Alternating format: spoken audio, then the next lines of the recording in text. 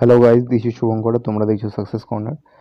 এনটিপিসির পক্ষ থেকে তোমরা জানো সবাই যে এনটিপিসি যারা যারা দিয়েছে 7 ফেজ জাস্ট কিছু দিন আগে শেষ হলো। তো 7 ফেজের পরে এনটিপিসি যেভাবে প্রমিস করেছিল যে রিফান্ড দেবে, তো রিফান্ডের একটা নোটিশ জারি করে দিয়েছে নিজস্ব রেলওয়ে ওয়েবসাইটে। এবং সেই রিফান্ডের নোটিশে জানানো হয়েছে যে কবে থেকে তোমাদের রিফান্ডের অ্যাপ্লাই করতে পারবে তোমরা, এবং কবে থেকে তোমরা ব্যাংকের ডিটেলসগুলো সাবমিট করতে পারবে, আপডেট করতে পারবে।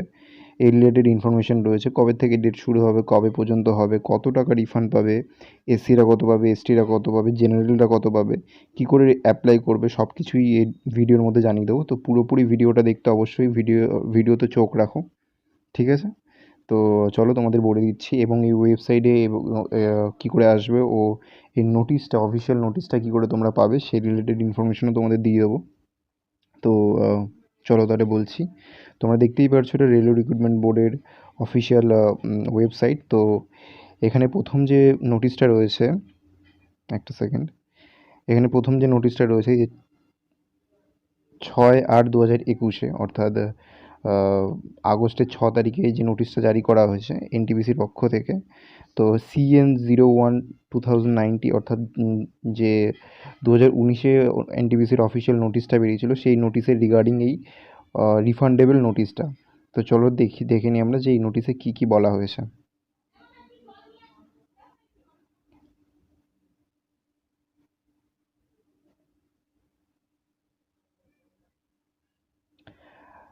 দেখো, দেখে নিতে পারছো তোমরা যে government of India, ministry of railway recruitment board, তোমরা দেখিয়ে নিতে পারছো এবং অ্যাটেনশন দিয়ে এনটিপিসির non technical popular category NTPC, refundable of examination fee, update and correction of bank account details. Bank account ডিটেলসের কারেকশন এবং তাদের আপডেট রিলেটেড এই নোটিশটা দেখিয়ে নিতে পারছো যে অ্যাজ পার প্যারা number 7.0 CEN01/2090, candidates who appear in the first stage computer based test CBT1 held from 28/12/2020, অর্থাৎ 28শে ডিসেম্বর থেকে 28শে ডিসেম্বর 2020 থেকে 31শে জুলাই 2021 পর্যন্ত এই 7খানা যে ফেজ হয়েছে, 7খানা ফেজে যারা যারা অ্যাপেয়ার করেছে, অর্থাৎ যারা যারাই বসে এক্সামটা অ্যাটলিস্ট দিয়েছে, তাদেরকেই রিফান্ড করা হবে এক্সামিনেশনের ফি। তো কত কত টাকা এক্সামিনেশনের ফি রিফান্ড করা হবে দেখতেই পারছো। SC/STদের জন্য 250 টাকা রিফান্ড করা হবে, এবং OBC, SC/ST, OBC, PWD candidate, female category, minorities category যারা রয়েছে, ট্রান্সজেন্ডার ক্যাটাগরি যারা রয়েছে তাদেরকে দেওয়া হবে, এবং যারা জেনারেল ক্যাটাগরি রয়েছে তাদেরকে দেওয়া হবে 400 টাকা। 400 টাকা ফি রিফান্ড করা হবে। নেক্সট,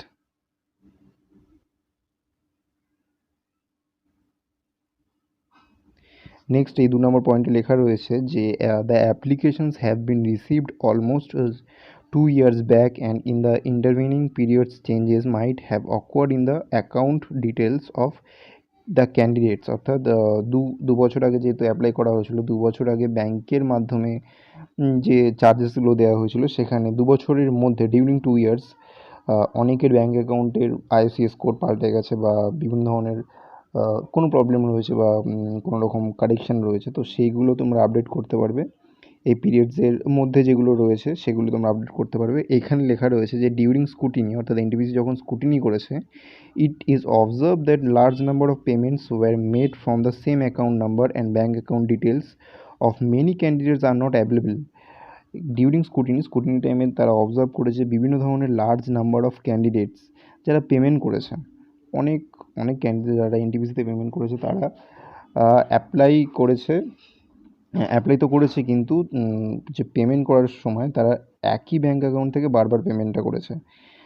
তো সেক্ষেত্রে bank account details of many candidates are not available, এখানে লেখাই রয়েছে যে অনেক ধরনের ক্যান্ডিডেটসদের ব্যাঙ্ক অ্যাকাউন্ট ডিটেলসটাই, মানে ব্যাঙ্ক অ্যাকাউন্ট ডিটেলসই অ্যাভেলেবেল নেই, ব্যাঙ্ক অ্যাকাউন্টটাই অ্যাভেলেবেল নেই।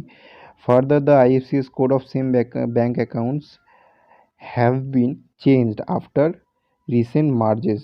তোমরা জানো যে 2 বছরের মধ্যে অনেক ধরনের মার্জ হয়েছে ব্যাঙ্ক অ্যাকাউন্টে, তো সেই ব্যাঙ্ক অ্যাকাউন্টে মার্জের কারণে IFSC কোডগুলোও চেঞ্জ হয়ে গেছে। তো hence it is necessary to confirm and take fresh details of bank account of the candidates remit the refund of the correction beneficiaries.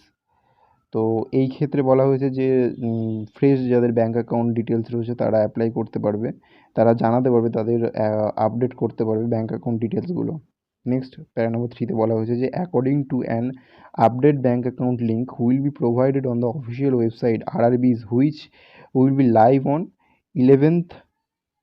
11th August 2021 থেকে 21:10 থেকে, অর্থাৎ 11ই আগস্ট 2021 সকাল 10টা থেকে 31শে আগস্ট 2021 রাত 12টা অবধি তোমরা অ্যাপ্লাই করতে পারবে এখানে। অর্থাৎ টাইমটা আরেকবার আমি ভালো করে বলে দিচ্ছি যে মনে রাখবে 11ই আগস্ট 2021 তারিখের 11ই আগস্ট 2021 10টা থেকে 31শে আগস্ট 2021 এর মিডনাইট পর্যন্ত তোমরা SMS করতে পারবে, আপডেট করতে পারবে।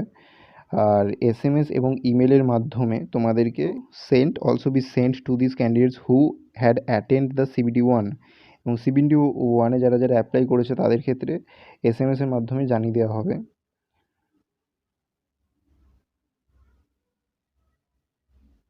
In their registration email ID and email number to provide their correct bank account details. One help menu will be provided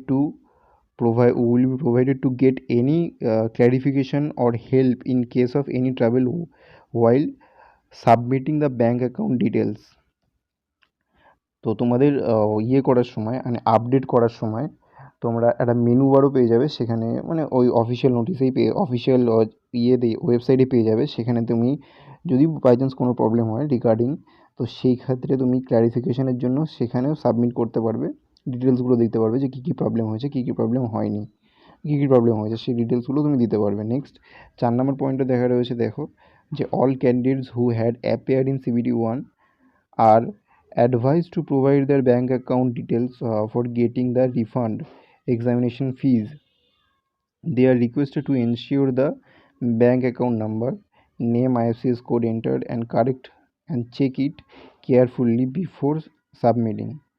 অর্থাৎ যারা যারা CBT 1-এ অ্যাপিয়ার করেছে bank account details to for getting the refunds examination fee, যারা যারা CBT 1-এ appear করেছে তাদের ব্যাঙ্ক অ্যাকাউন্ট ডিটেলস দেওয়ার জন্য বলা হয়েছে, অ্যান্ড এনশিওর করার জন্য বলা হয়েছে যে তাদের অ্যাকাউন্ট নাম্বার, IFSC কোড, এই যে account number and IFSC code, তাদের নেম সব কিছু কারেক্ট আছে কি না কেয়ারফুলি চেক করতে বলা হয়েছে। এবং লাস্ট যে পয়েন্টটা রয়েছে সে পয়েন্টটা খুব ইম্পর্ট্যান্ট, এই যে it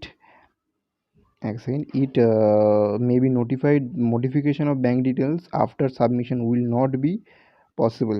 সাবমিশনের পরে কিন্তু কোনো ধরনের মডিফিকেশন পসিবল নয়, তোমাকে দেখে শুনে সাবমিট তারপরে করতে হবে।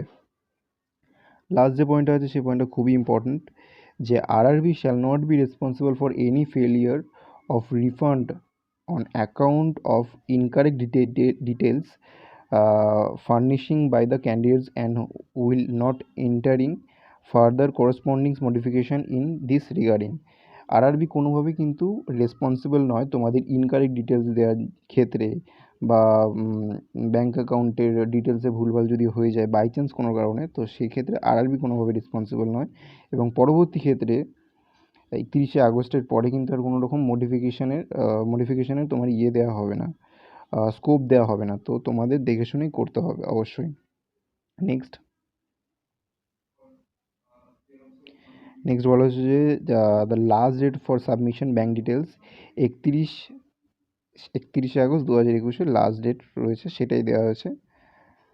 আর সব থেকে ইম্পর্ট্যান্ট যে পয়েন্টটা সেটা ভালো করে এইখানে রয়েছে, যে only one refund per bank account will be allowed. তো একটা ব্যাঙ্ক অ্যাকাউন্টে একমাত্র একজনারই কিন্তু রিফান্ডটা আসবে, সেটা সব থেকে মোস্ট ইম্পর্ট্যান্ট, এখানে ভালো করে ওরা বলে দিয়েছে, হাইলাইট করে দিয়েছে ইনফ্যাক্ট, তো সেটা তোমরা খেয়াল রাখবে অবশ্যই। That's it. আর কোনো রকম NTPC পক্ষ থেকে বা কোনো রকম নোটিশ জারি করলে অবশ্যই তোমাদের দেখিয়ে দেবো। তো থ্যাংকস ফর ওয়াচিং। আর ভালো লাগলে অবশ্যই নিজের সাবস্ক্রাইব করে নিও, আর নিজের যারা যারা তোমার বন্ধুরা রয়েছে তাদেরকে অবশ্যই শেয়ার করে জানিয়ে দিও, কারণ NTPC রিফান্ড দিচ্ছে, তো অ্যাপ্লাই টাইম মতো করতে হবে। That's it. তো থ্যাংকস ফর ওয়াচিং।